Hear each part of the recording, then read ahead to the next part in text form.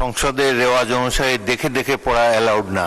মহান আল্লাহর দরবারে অশেষ শুকরিয়া আদায় করছি, যিনি আমাকে এই মহান সংসদে দাঁড়িয়ে দেশের মানুষের জন্য কথা বলার সুযোগ করে দিয়েছেন।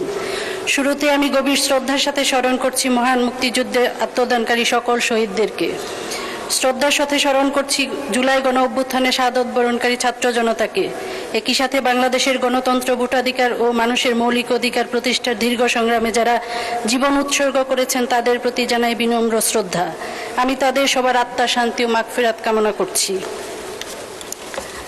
আমি গভীর শ্রদ্ধার সাথে স্মরণ করছি স্বাধীনতার ঘোষক, বহুদলীয় গণতন্ত্রের প্রবর্তক, আধুনিক বাংলাদেশের স্বপ্নদ্রষ্টা শহীদ রাষ্ট্রপতি জিয়াউর রহমানকে। আমি গভীর শ্রদ্ধার সাথে স্মরণ করছি গণতন্ত্রের আপসহীন কণ্ঠ দেশনেত্রী সাবেক প্রধানমন্ত্রী বেগম খালেদা জিয়াকে। আমি এই দুই মহান নেতার আত্মার শান্তি ও মাগফিরাত কামনা করছি। আমি আন্তরিক ধন্যবাদ জানাতে চাই মাননীয় প্রধানমন্ত্রী দেশনেতা তারেক রহমানের প্রতি। তিনি আমার উপর আস্থা রেখেছেন, আমাকে এই সংসদে এসে দেশের জনগণের জন্য কাজ করার সুযোগ করে দিয়েছেন।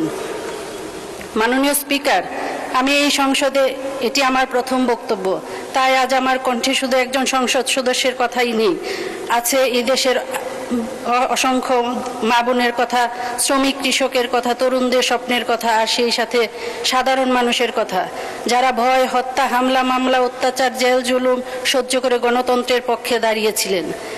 আমি কৃতজ্ঞ আমার দলের নেতাকর্মীদের প্রতি, আমার এলাকার মানুষের প্রতি, দেশের জনগণের প্রতি, যারা আমার পাশে ছিলেন, যারা এখন আছেন, তাদের প্রতি আমি আন্তরিক কৃতজ্ঞতা ও সালাম জানাই।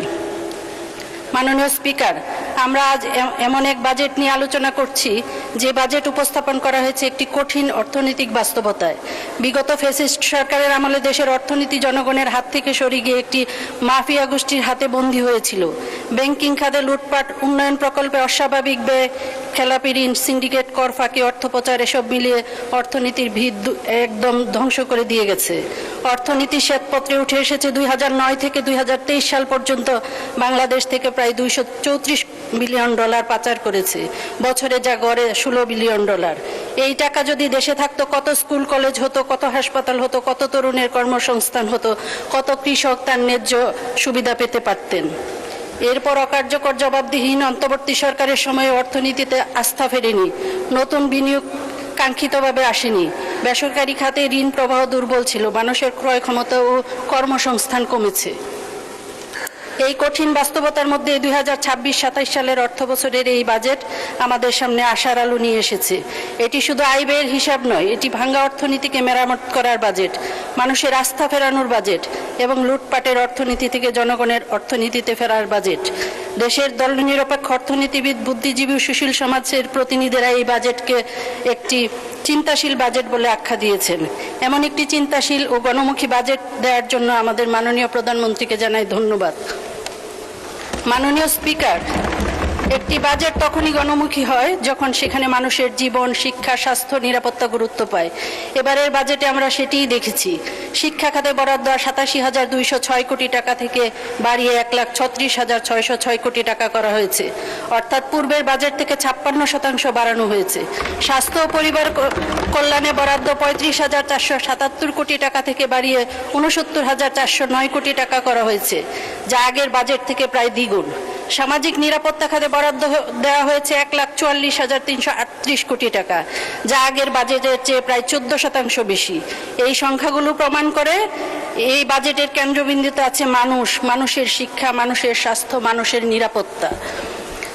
তবে আমি এটিও বলতে চাই, শুধু বাজেট বাড়ালেই হবে না, সঠিক মানুষ যেন সঠিক সুবিধা পায়, সঠিক জায়গায় যেন টাকা খরচ হয়, দুর্নীতিবাজরা যেন জনগণের টাকা ছুঁতে না পারে, সেটি নিশ্চিত করতে হবে। শিক্ষা খাতে বরাদ্দ বেড়েছে, এখন দরকার ভালো শিক্ষা, কারিগরি শিক্ষা, খেলাধুলা ও সংস্কৃতির সুযোগ। আমাদের তরুণ প্রজন্মকে শুধু পরীক্ষার খাতায় নয়, জীবনের মাঠেও সফল করে গড়ে তুলতে হবে। মাননীয় স্পিকার, আফসোসের বিষয়, দেশের এই অর্থনীতির কঠিন সময়ে জনগণ আশা করেছিল একটি দায়িত্বশীল বিরোধী দল, যারা বাজেট নিয়ে গঠনমূলক সমালোচনা করবে, কথা বলবে। তারা বলবে কোথায় ঘাটতি আছে, কোথায় আরো বরাদ্দ বাড়াতে হবে, কিভাবে কর্মসংস্থান বাড়ানো যায়, কিভাবে সেবার মান মানুষের দোরগোড়ায় পৌঁছে দেওয়া যায়। কিন্তু তারা তা না করে কথায় কথায় সরকার পতনের হুমকি দেয়, আরেকটি জুলাইয়ের ভয় দেখায়। 4 মাস যেতে না যেতে অস্থিরতার রাজনীতি শুরু করে দিয়েছে। জনগণের ভাত কাপড় চিকিৎসা শিক্ষার কথা না বলে তারা ক্ষমতার স্বপ্নে বিভোর। এতে প্রমাণ হয় তাদের নজর জনগণের দিকে নয়, তাদের নজর গদির দিকে। আজ বিএনপি সরকার ক্ষমতায়, শত শত ছাত্র জনতার আত্মত্যাগের উপর দাঁড়িয়ে আছে এই সংসদ। তাই এই দেশের অসহায় মানুষের কাছে আমাদের দায় অনেক। আমাদের প্রান্তিক পর্যায়ে প্রতিটি মানুষের নিরাপত্তা নিশ্চিত করতে হবে। বাজারে ন্যায্য মূল্য, হাসপাতালে সেবা, স্কুলে শিক্ষা, মাঠে খেলাধুলা, সংস্কৃতিতে সুস্থ পরিবেশ, কর্মজীবনের সুযোগ, এই সবই এই রাষ্ট্রের দায়িত্ব। মাননীয় স্পিকার, আমি এই বাজেটকে সমর্থন করছি, কারণ এই বাজেট মানুষের কথা বলে, এই বাজেট ভবিষ্যতের কথা বলে। এই বাজেট আমাদের মনে করিয়ে দেয় রাষ্ট্র কোনো দলীয় সম্পত্তি নয়, রাষ্ট্র সকল জনগণের। যেমনটি আমাদের মাননীয় প্রধানমন্ত্রী বলেছেন, আমাদের রাজনীতির মূল কথা হতে হবে ক্ষমতার আগে বাংলাদেশ, দলের আগে বাংলাদেশ, ব্যক্তির আগে বাংলাদেশ, সবার আগে বাংলাদেশ। পরিশেষে বলতে চাই, জনগণ আমাদের দিকে তাকিয়ে আছে, তাদের চোখে স্বপ্ন আছে, তাদের জীবনে কষ্ট আছে, তাদের মনে আশা আছে, তাদের মনে অনেক প্রশ্নও আছে। সেই প্রশ্নের উত্তর আমাদেরকে বক্তৃতা নয়, আমাদের কাজের মাধ্যমে দেখিয়ে দিতে হবে। আল্লাহ আমাদের সকলের সহায় হন। বাংলাদেশ জিন্দাবাদ। মাননীয় স্পিকার, আপনাকে ধন্যবাদ। মাননীয় সদস্য, আপনাকে সবিনয় জানাচ্ছি, সংসদের রেওয়াজ অনুসারে দেখে দেখে পড়া অ্যালাউড না। এরপরে আপনারা আগে থেকে প্রিপারেশন নিয়ে আসবেন। আপনারা সবাই সংগ্রামে, আন্দোলনে, রাজপথে অনেক বক্তব্য দিয়েছেন নোট ছাড়াই, এখনো দিতে পারবেন। সুতরাং ছোট হলেও না দেখে বলার অভ্যাস করুন। সংসদে নোট নেবেন, খানিকক্ষণ দেখে তারপরে আবার স্পিকারের দিকে, সংসদ সদস্যদের দিকে তাকিয়ে বাকি বক্তব্য রাখবেন।